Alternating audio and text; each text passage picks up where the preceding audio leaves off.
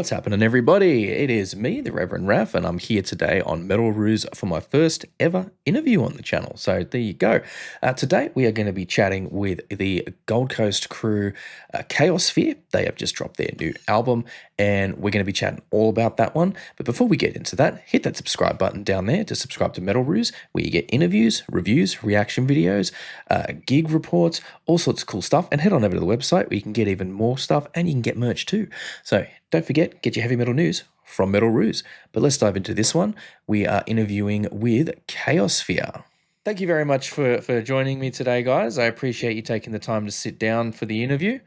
Now, as I understand it, you guys are from the Gold Coast. Yeah, is that right? Yep, that's the one. Thereabouts. Yeah. Originally from New Zealand, though. But okay. Well, most of the band is originally from New Zealand, but we're based here on the Gold Coast and formed here on the Gold Coast. Yeah. Awesome. Our drummer Sam is from here. So okay. Yeah, we're all from the same place back in New Zealand. Awesome. So when did you guys move over to Australia then? Well, for me, it was 2003. Mm-hmm. And I think for Tane and Ricky and them, it was a few years before that, about 5 years before that. Yeah, I've been here. Yeah. I've been in Gold Coast about 13 years, and I lived in Melbourne a couple of years as well. So. Okay, so been a while. Yeah, been over here for a hot minute. Now, obviously, I mean, main thing we're here to talk about today is obviously the new album that you guys have just dropped, In Scars We Trust, popped out a couple of weeks ago, I believe. Yep. I've been having a bit of a listen through that one, and I got to say, I'm really digging it. I'm really, really liking the blend of influences that's just coming through on that. Cool. Thanks. And I get the sense that, well, I mean, I talk about, blend of influences there. I get the sense that there's a very diverse musical I mean, when I say diverse musical background in terms of different metal subgenres and stuff that's represented through the band. Is that fair to say?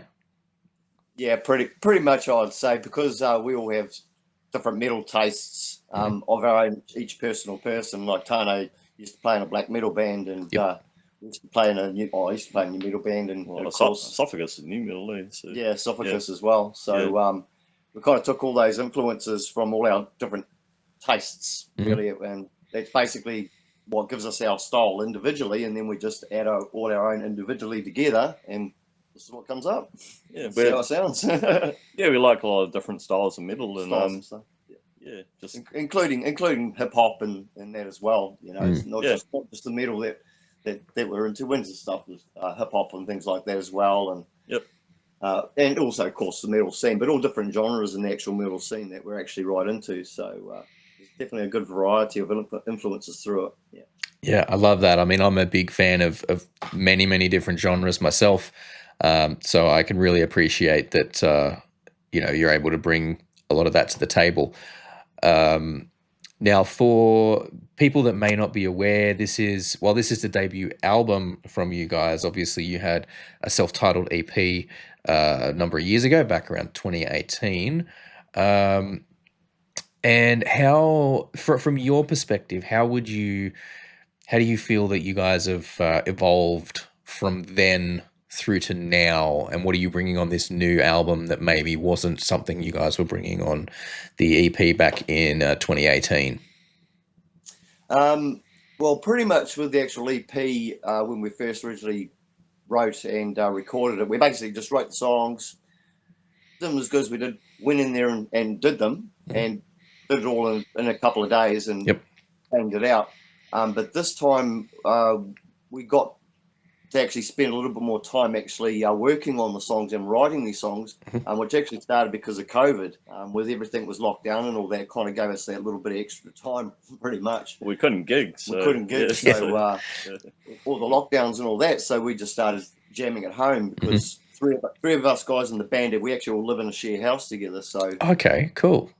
We just started jamming out, and next minute, we started having a few songs, and then we just thought, hey, we might as well start recording them when everything opened up, and we just kept rolling right through the whole lot. So we went in and did one song at a time, which means we actually spent a lot more time, and we were able to go back and touch things up later on, because we're recording a whole album. We'll come back a couple of months later and go, actually, we've decided to do a different riff in the song, so we'll rip this riff out of the song, put a new riff in, and and so we got a lot more time to work through the whole album. So Yeah, we're able to, well, really experiment a lot more as well, and yeah, it's a lot more polished, you know. And a lot more polished. Yeah, we spent a lot more time on just getting the production right, and yeah, just making sure the structure of the songs was exactly how we wanted them, and just didn't rush the process at all. We made sure everything's we didn't just go, they'll do. We're like, that won't do. We can make that better, and we did. So. Ah, awesome. I love that. I mean, look, workshopping the songs does make so much difference, So that's awesome to hear, though. So it sounds like it's, obviously with COVID being a factor there as well, but, it sounds like you guys have sort of matured a bit as songwriters and musicians and have put a lot of that into just the preparation work for, for this new album. Definitely. Yeah, no, for sure. Yeah, no, definitely the failing to prepare is preparing to fail. Absolutely. Absolutely. Yeah, that's the most important part of it, is just making sure all the stuff done, right at the start is all exactly right. Yeah.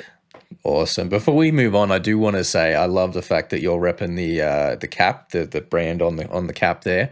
You gotta rep the brand. It's we got the bandana and the banner as well. Yep, that's just the banner. Yeah. It just actually happens to be the cap that I wear to work, and I haven't taken it off from work yet. No, look, that's all right. I mean, I think that too many people are afraid to rep the brand. Like they want to wear their own band's merch because they think it's like cheesy or whatever.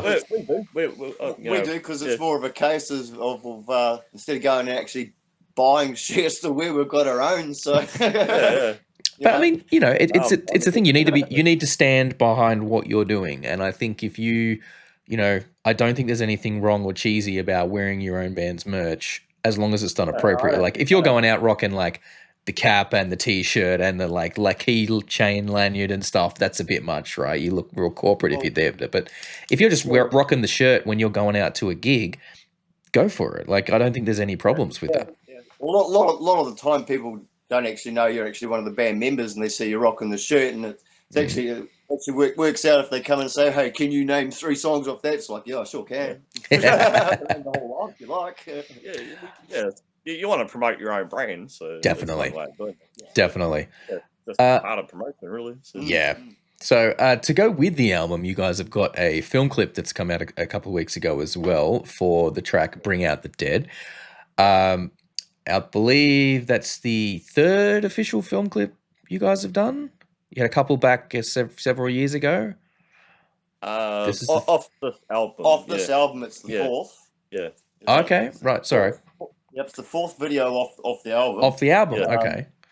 And we've done three other videos prior to that. Yeah. Okay. You've done a few. So we've done a few. We actually got 7 videos, full music videos. Okay. Wow. So there you go. I didn't. I just was having a bit of a look through it. I couldn't see it, but there you go. I had a man look for those. We had a few off the EP as well. So yeah, awesome. Off the EP there. Yeah. A single we did called "All Is Lost." Yep. Yeah. And that's right. Of course, "Bring Out Your Dead" is the 4th video of the singles off the actual album. And, we've actually planned to do some more too. So we still want to do some more videos for the other songs on the track. I mean, look, if you can do it, why not? You got to. It's a content game these days. You got to get out there and have content for everyone. That's why everyone does like a visualizer, a lyric video, and film clips for half half their stuff these days. Oh yeah, I think people connect a lot more with videos these days. Just the whole the visual aspect that goes with the music and creates the narrative, the storyline for the song. Yeah. Definitely. Well, I got to say, it was a very creepy video for Bring Out the Dead. Yeah. Thank you. That was pretty much the aim of it. So, yeah. So was the idea for that clip something that came from inside the band, or was that so you had someone outside you were working with that really brought that vision in and helped create that? No, that was pretty much me. Ah, awesome. He did all the props and stuff. Did all the props and everything, and came up with the basic storyline, and everybody added their little, their little bit into it, and we all worked it all out into a thing. But it was based basically off the start of the song was very creepy, and it just set this creepy feeling.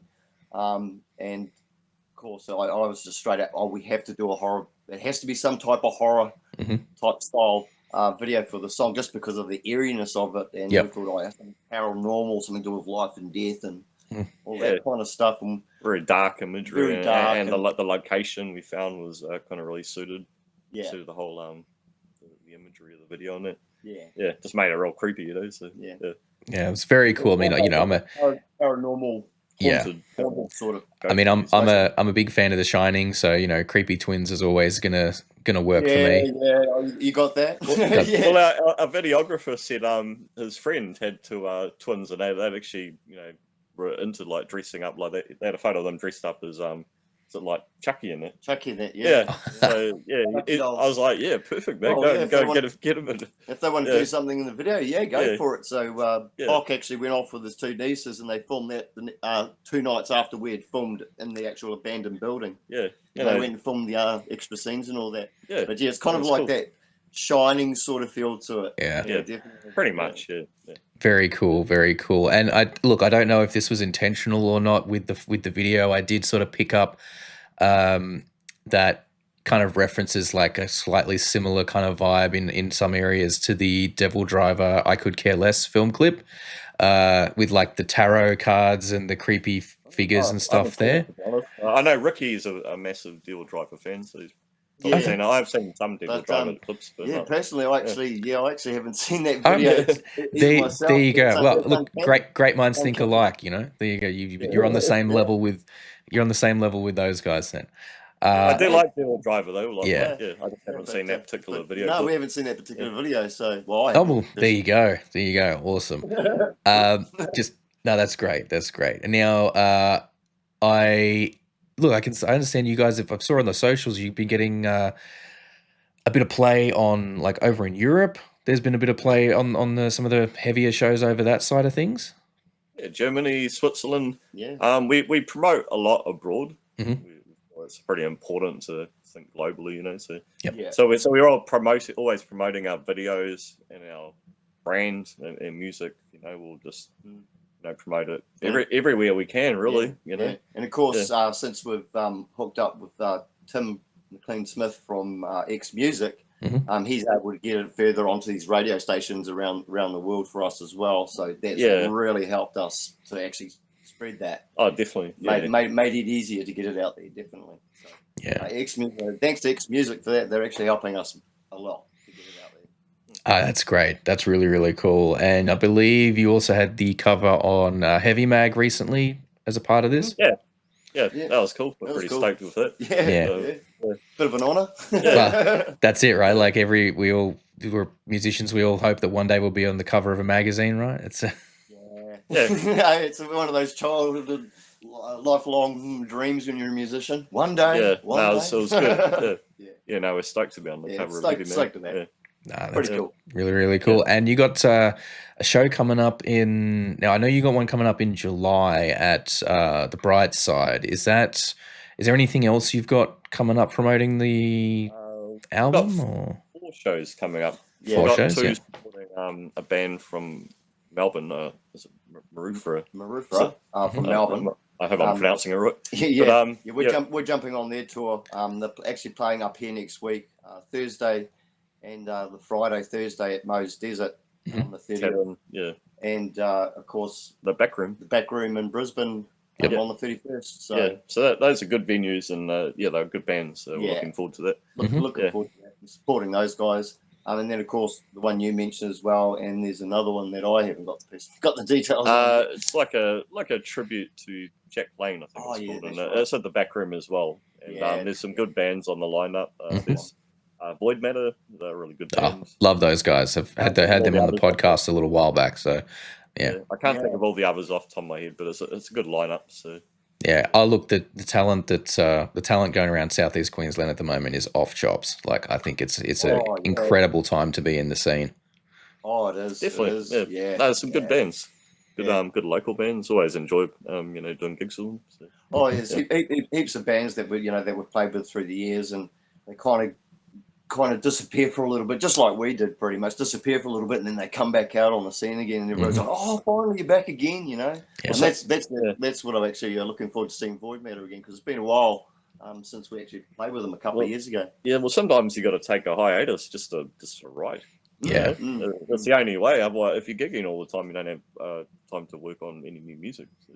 Yeah. We did a little bit of a hiatus while we were actually writing and recording. We did the occasional show, but we didn't do the hardlight or anything at the time. So we just an occasional show, and then mainly concentrated on the recording and that. So it was kind of a semi-hiatus out of the scene for a little bit. Now we're back. Okay, cool. So just going back to the album as a whole, is there like, this is something I'd like to ask, because obviously today things are heading more and more towards focusing on singles rather than albums as a complete package. Is there like a narrative through line or a consistent theme that runs through the whole album that you think really like summarizes what you guys are trying to say with this one? No, a lot of social issues. Well, all the songs are mainly about social issues and things that a lot of people don't like to actually talk about. So true stories, real life stories. You know, take Chainbreaker. It's about domestic violence, but it's actually about breaking the chains of domestic violence. Stop it in its tracks, which was what actually needs to be done. And in real life songs, so the general theme for it is it's your everyday life. It's your everyday people type lyrics and type songs about everyday real things, pretty much. But as it comes to singles, we pretty much wrote them and record them like singles. You know, we write one song, then we'll go and record it, and then we'll sit a little bit, and then we'll go back and change it and do it up. And when we had enough of it, ready to go, then we'll start writing the next one. We did that, but then we'll come back and change something, and went back and forwards and backwards. So we pretty much did them almost like they're all singles. Hence why we've still got a couple of videos we think would go with quite a few songs. But you know, being modest, there are a couple of B-sides we did chuck on it. Personally, we think ourselves are our own B-sides, but majority of them are good enough to have videos. And I think we all have our favourites. Yeah, everybody has their different favourites, and we've all got different favourites. It's so diverse right through it, really. That's a good thing about it, is like we have different people tell us, you know, different songs are their favourites, you know. So that's cool. I think there's a lot of different styles on there, so everyone sort of connects with it and connects with different songs in their own way, you know. That's great. That's awesome. Well, thank you so much. I really appreciate you guys taking the time to have a chat tonight. And if people are watching, and go and check out the album, go and follow Kaosphere on all of the socials, and get out to some of the shows that are coming up, because the lineups, they look like absolute banger lineups. So make sure you get out and check those out. Yeah, we'll have the album at the shows coming up as well. Even better. And buy a physical copy of the album. Everyone, buy a physical copy.